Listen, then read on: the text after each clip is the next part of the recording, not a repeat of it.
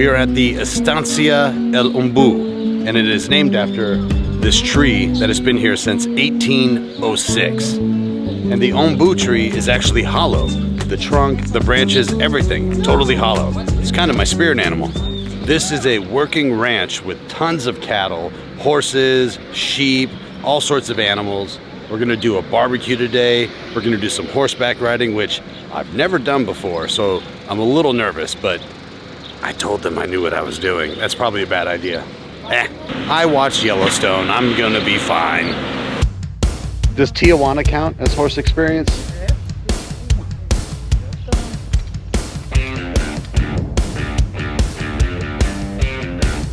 I'm not sure the Tijuana joke went over well with the rancho or the horse.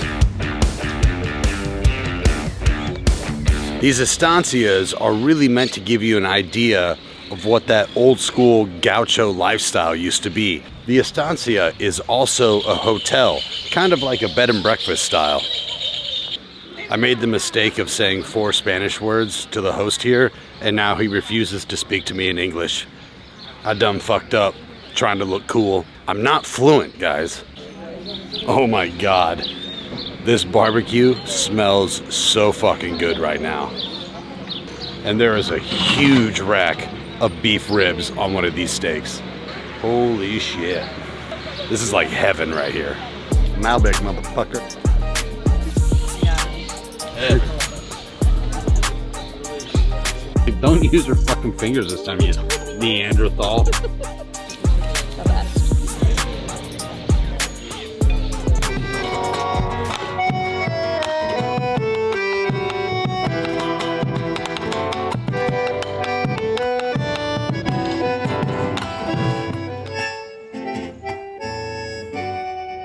Now, according to history, in this dance, the handkerchiefs represent her panties.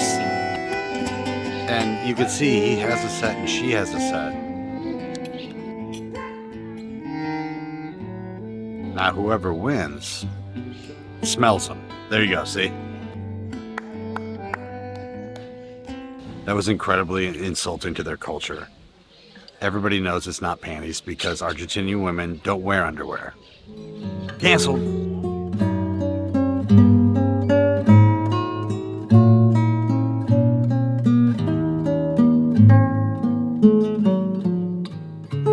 I've seen this in Tijuana.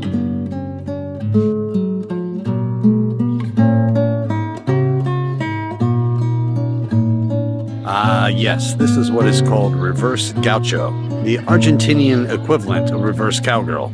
And thus concludes the day at the Estancia. I rode a horse for the first time ever, had an amazing barbecue lunch, listened to some folklore music, saw some dancing, watched a little bit of horse molesting, whispering. Horse whispering at the end of the day. Excellent time. Highly recommend. Not the molesting part.